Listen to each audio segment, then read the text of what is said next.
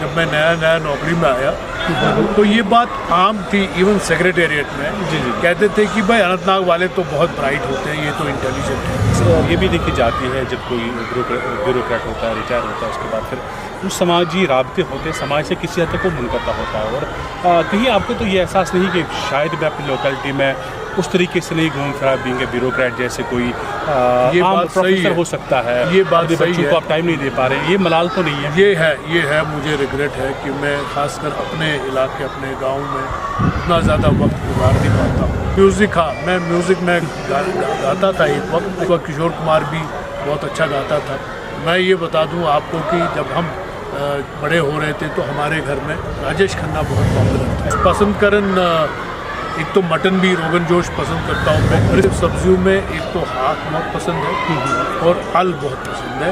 और समर में अक्सर मेरी माँ स्प्रिंग में मेरे लिए बैंगन और टमाटर की सब्ज़ी मिक्स बनाया करती थी। Hi friends, this is Khalid और आप मुझे देख रहे हैं रेडियो राब्ता के डिजिटल हैंडल्स पे। जैसे कि आप जानते हैं कि हम आपकी मुलाकात उन शख्सियात से करवाते हैं जिन्होंने अपनी काबिलियत का लोहा मनवाया होता है।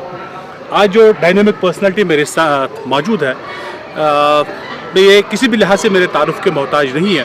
फिर साहब, आपका वेलकम करते हैं रेडियो राब्ता में।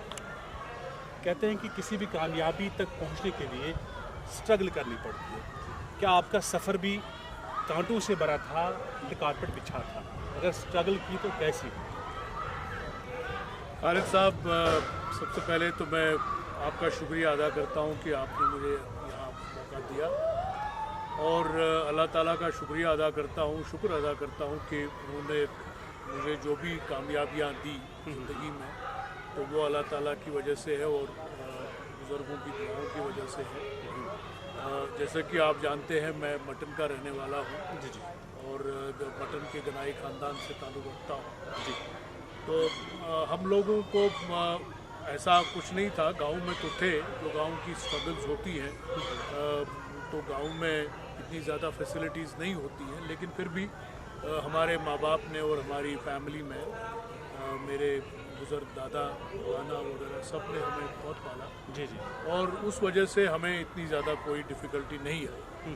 बल्कि मैं 10 साल की उम्र में ही मुझे मेरे दादा ने बाहर भेजा, मेरे और बोर्डिंग स्कूल में थे, और हमने बोर्डिंग स्कूल में ये तालीम हासिल की। फिर उसके बाद मैंने अनंतनाग कॉलेज में 1 साल पढ़ा, और उसके बाद मैं BITS पिलानी में मैंने इंजीनियरिंग की। तो इंजीनियरिंग 1 साल इंजीनियरिंग का काम किया मैंने बॉम्बे में, लेकिन उसके बाद मैंने फिर सोचा मैं IAS का एग्ज़ाम देता। तो मैंने दिल्ली में मैंने एग्ज़ाम दे दिया 1981 में, ओके, और फिर मैं IAS में पास हो गया। तो खुदा का शुक्र है कि अच्छी तरह से पास हुआ, और मुझे अपना कार्डर मिला JNK का। तो मैं JNK यहाँ आया, तो यहाँ पर मैंने SDM का भी काम किया, DC में रहा 3 डिस्ट्रिक्ट्स में। पुलवामा सबसे पहला डिस्ट्रिक्ट था, उसके बाद मैं डोडा में मैंने DC का काम किया, और जम्मू में DC मैंने काम किया जी।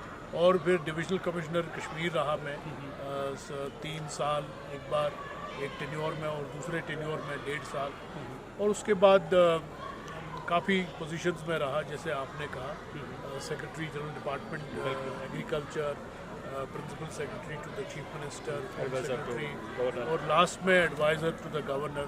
गवर्नमेंट ऑफ इंडिया में भी मैंने काम किया, इंफॉर्मेशन एंड ब्रॉडकास्टिंग मिनिस्ट्री में मैं GS था, जॉइंट सेक्रेटरी, और मिनिस्ट्री ऑफ होम में एडिशनल सेक्रेटरी था। उसके बाद मैं यहाँ पर मुझे इन्होंने ग्रेड दिया चीफ सेक्रेटरी का, लेकिन फिर मैं उसके बाद मैं एडवाइज़र बना, रिटायर हो गया मैं उसी ग्रेड में, फिर एडवाइज़र बना, 2 बार एडवाइज़र और 1 बार चीफ इंफॉर्मेशन कमिश्नर। बहरहाल आज जो मैं रिटायर मैं हो चुका हूँ पूरी तरह से, 2019 में मैंने लास्ट जो एडवाइज़र का काम था वो ख़त्म कर दिया।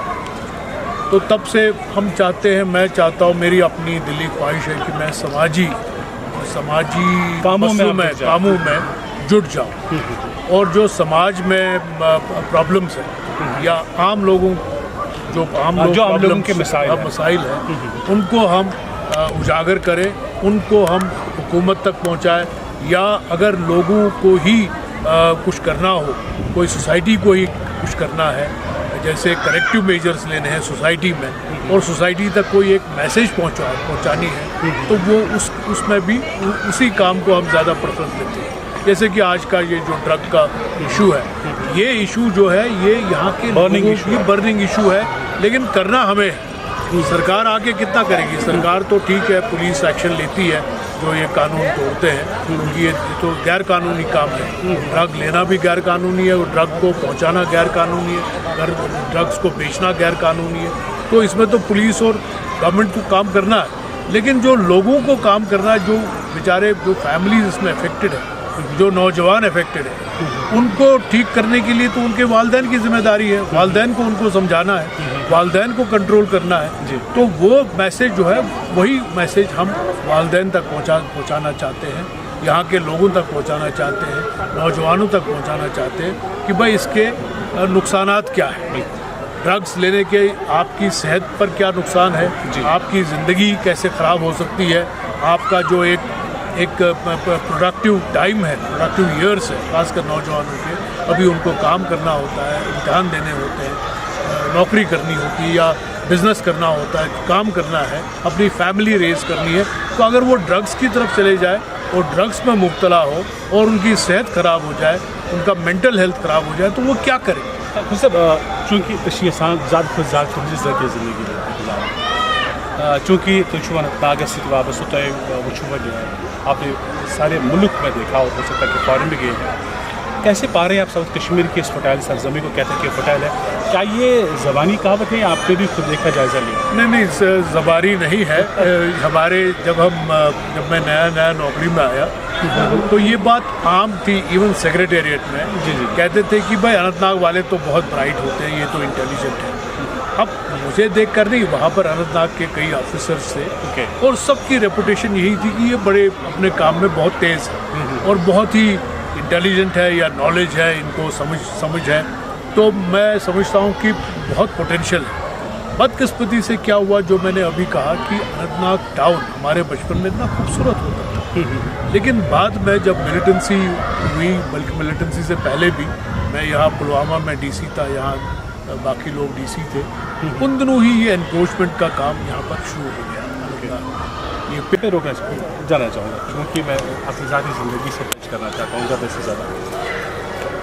कुछ आपको दुनिया जानती है, ब्यूरोक्रेट आपका जो दुनिया तो नहीं जानती है, आपका जो कश्मीर है पूरा मुल्क जानता है, कश्मीर में जानता है। खुर्सद क्या करन पार्ट टाइम तो सुपिया टाइम हॉबीज़ क्या मुझसे पारन सिर्फ ये में जब मुझे मौका मिलता है, क्योंकि एक तो मैं वॉक भी करता हूँ कभी कभार, हर दिन नहीं, हफ्ते में 1-2 बार। तो 1-2 बार मैं दोस्तों के साथ शाम को निकलता हूँ, हफ्ते में 1 बार। तो अदरवाइज़ फैमिली के साथ टाइम गुजारना, और मैं मेरी एक छोटी सी लाइब्रेरी है मेरे घर में, जिसमें मेरे पास तकरीबन 200-300 किताबें हैं। तो मैं वही किताबें म्यूजिक मैं म्यूज़िक में गाता था एक वक्त। अच्छा, लेकिन इतनी भी अच्छी आवाज़ नहीं थी, लेकिन फिर भी ठीक जसारत कर सकते हैं, गुस्ताखी कर नहीं, मैं अपने नहीं, अब इस वक्त कुछ नहीं होगा। मेरे से अब कुछ नहीं होगा। तो देखिए, जैसे कश्मीरी या बॉलीवुड जो भी, मैं फिल्मी गाने ही ज़्यादा सुनता था। अच्छा। तो मोहम्मद रफ़ी के पुराने गाने, बल्कि पुराना ही संगीत समझो आप, पुराने गाने वही मैं सुनता हूँ। नए आजकल के गाने तो सुनने लायक है नहीं, लेकिन जब हम जवान थे तो उस वक्त किशोर कुमार भी बहुत अच्छा गाता था। मैं ये बता दूँ आपको कि जब हम बड़े हो रहे थे तो हमारे घर में राजेश खन्ना बहुत पॉपुलर था। अच्छा। तो सब राजेश खन्ना के फैंस थे। उसके बाद तकरीबन फिल्में ज़्यादा देखी नहीं। अब तो खैर शाहरुख खान बहुत अच्छा है, मुझे भी अच्छा लगता है। सिनेमा कुछ चीज़ जो पसंद सिनेमा कुछ तो ज़्यादा बस साद ख्यावन गारस में। अच्छा, वैसे तो कुछ पसंद बुशुस पसंद करन, एक तो मटन भी रोगन जोश पसंद करता हूँ मैं। रिश्ता मुझे पसंद है, अक्सर मैं दावतों में रिश्ता खाता हूँ। और मुझे सब्जियों में एक तो हाथ बहुत पसंद है और आल बहुत पसंद है। और समर में अक्सर मेरी माँ स्प्रिंग में मेरे लिए बैंगन और टमाटर की सब्ज़ी मिक्स बनाया करती थी जब वो जिंदा थी। और वो बैंगन पकाती थी अपने किचन गार्डन में, हमारे घर में मटन। तो अब मेरी मुझे डायबिटीज़ भी हुआ है, ज़्यादा नहीं है, थोड़ा सा है, लेकिन अब परहेज़ का ही खाते हैं और ज़्यादा मसाले वाला नहीं, ज़्यादा मिर्ची। खुश साहब अगर ब्यूरोक्रेट न होते, इस मनसब पे न होते, सेकंड ऑप्शन क्या हो? मैं पढ़ाता, टीचर हो? मैं प्रोफेसर। ओके। मैंने बनाया भी था ये मन कि अगर मैं आईएएस में पास नहीं हुआ, आईआईटी में, जब मैं आईआईटी में टेक कर रहा था और आईएएस का एग्ज़ाम दे रहा था, तो मैंने ये मन बनाया था कि एमटेक के बाद मैं अमेरिका चला जाऊंगा डॉक्टरेट के लिए और फिर वहीं पढ़ा। एक चीज़ ये भी देखी जाती है, जब कोई ब्यूरोक्रेट होता है, रिटायर होता है, उसके बाद फिर जो समाजी राब्ते होते हैं, समाज से किसी हद तक वो मुनक़ता होता है। और कहीं आपको तो ये एहसास नहीं कि शायद मैं अपनी लोकेलिटी में उस तरीके से नहीं घूम फिरा बीइंग ए ब्यूरोक्रेट जैसे कोई ये आम बात सही प्रोफेसर है, हो सकता है, ये बात अपने सही बच्चों है। को आप टाइम नहीं दे पा रहे हैं, ये मलाल तो नहीं है? ये है मुझे रिग्रेट है कि मैं खासकर अपने इलाके, अपने गांव में उतना ज़्यादा वक्त गुजार नहीं पाता हूँ, बल्कि वहाँ थोड़ी सी डिसअपॉइंटमेंट भी है कि वहाँ पर इतना ऑटोमेटिकली लोग वॉलंटरी काम के लिए सामने नहीं आते हैं। मतलब जिसको हम कहेंगे कि जो सोशल टाइप ऑफ टेम्परामेंट उतना ज़्यादा नहीं है। मैंने कोशिश की 1-2 बार, लेकिन उतना वो हो नहीं पाया। इसलिए मैं ज़्यादा जो सारे कश्मीर में एजुकेशनल इंस्टीट्यूशंस हैं या ऑर्गेनाइजेशंस है, NGOs है, इनके साथ मिल के मैं काम करता हूँ। तो अपने गांव में क्योंकि कोई NGO नहीं है और कोई इतना ज़्यादा, जैसे मैंने कहा, इतना ज़्यादा जज्बा भी नहीं है वॉलंटरी काम करने का, तो मैं ज़्यादा कर नहीं पाया। लेकिन जब मैं सरकार में था, जो सरकार की तरफ से प्रोग्राम थे उसमें मैंने वक्तन फ़वक्तन इंटरेस्ट लिया कि उन प्रोग्राम्स का, उन स्कीम्स का फ़ायदा मेरे इलाके को भी हो। तो वो लोग जो इस वक्त आपको रेडियो राब्ता से देख रहे हैं, आपको सुन रहे हैं, आप लाखों नौजवानों के लिए मसले रहा है, इंस्पायरिंग पर्सनैलिटी, जो लोग आपको देख के, जो नौजवान आपको देख के चाहते हैं कि वो ज़िंदगी में आगे बढ़े, आपकी तरह आईएएस में टॉप करें, मुल्क का नाम रोशन करें, इलाके का नाम, जम्मू कश्मीर का नाम रोशन करें, साउथ कश्मीर का नाम रोशन करें, उनके लिए आप क्या एडवाइस करते हैं, क्या टिप होगी? मैं तो यही कहूँगा, पहले तो मैं ये कहूँगा कि मैंने जो कामयाबी पाई है, आप नौजवान जिनको मैं मुखातिब हो रहा हूँ, आप इससे ज़्यादा ऊपर जा सकते हैं। आपके लिए स्काई इज़ द लिमिट। तो आप कोई भी फील्ड अपना चूज़ कर ले। जैसे अभी एक स्पीकर ने बताया यहाँ पर कि आप अपना फिनोटाइप देख लीजिए, अपने आप को पहचानिए अंदर से कि मैं चाहता क्या हूँ, मुझे क्या करना चाहिए ज़िंदगी में।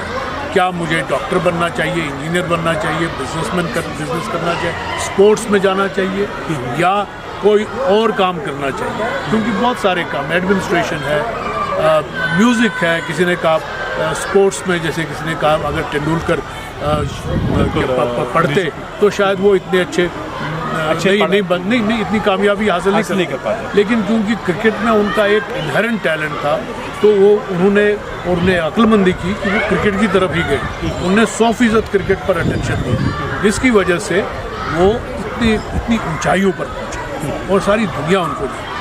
इसी तरह से हर एक नौजवान को खुद अपना फैसला करना है। नो डाउट अपने वालिदैन के साथ मशवरा करके, भाई बहनों के साथ मशवरा करके, दोस्तों के साथ मशवरा करके उसके बाद फैसला ले ले, लेकिन पहले अपने दिल से पूछे कि मैं क्या करना चाहता हूँ, और उसके लिए फिर मेहनत बहुत करनी है।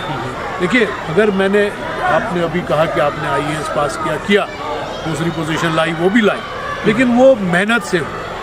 जब मैंने इंजीनियरिंग छोड़ के ये फैसला किया कि मैंने अब आईएएस का एग्ज़ाम देना है, तो कुदरती बात है, I had burned my boards, उसको अंग्रेज़ी में कहते हैं टू बर्न योर बोर्ड्स। मैंने पीछे छोड़ दिया, अब आगे की तरह जाना था। आगे मेरे लिए आईएएस था, या अगर मैं आईएएस में पास नहीं होता तो मैंने आपके साथ मैं फिर प्रोफेसर बन जाता, पढ़ाने जाता। तो आपको, लेकिन क्योंकि मैं पास हो गया, उसकी वजह यही है कि मैंने मेहनत बहुत की, दिन रात मेहनत। अगर मैं ये कहूँ नहीं जी मैं तो पहले से ही अफलातून था, बड़ा इंटेलिजेंट था और मैं इसीलिए पास हो गया पढ़ने के बगैर, वो गलत, वो झूठी बातें हैं। मेहनत, पढ़ाई के बगैर इंसान ऐसी कोई फील्ड में कामयाब नहीं हो सकता जिसमें पढ़ाई की जरूरत है। बहुत बहुत शुक्रिया। बिना मेहनत के कुछ हासिल नहीं होता है, और हमें यही देखना है, नौजवानों को मैं निश्चय देता हूँ कि वो ये देखें कि उनके अंदर कौन सा टैलेंट है उसी को पॉलिश करे, उसी फील्ड में आगे जाए और नाम कमाए। इन ख्यालात का इजहार कर रहे थे खुर्शीद अहमद गनाई, जो रेडियो राब्ता के साथ इस वक्त हम कलाम थे। आपका बहुत बहुत शुक्रिया। थैंक यू खालिद साहब, थैंक यू इस उम्मीद के साथ बहुत बहुत शुक्रिया कि आपकी बातों को सुन के हमारे नौजवान आप तरक्की करें, आगे बढ़ें, इसकी मेरी दुआ आपके साथ है और हमारी नेक ख्वाहिशात आपके साथ। Thanks a lot. देखते रहिए, सुनते रहिए रेडियो राब्ता 90.8, दिल से दिल तक।